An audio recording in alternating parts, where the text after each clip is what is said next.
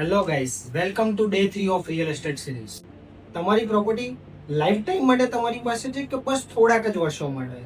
જો આ ફરક તમે નહીં સમજો તો પાછળથી પ્રોબ્લેમ થઈ શકે.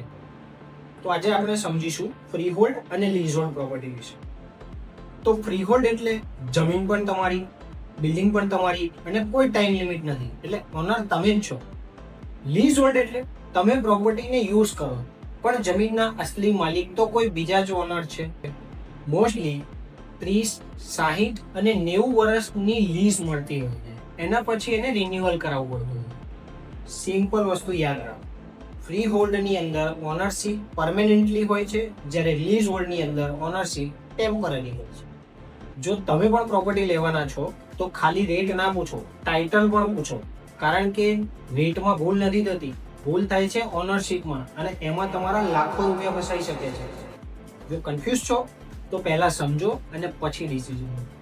365 days of real estate series. હું છું તમારા રિયલ એસ્ટેટના દરેક પ્રશ્નનો જવાબ.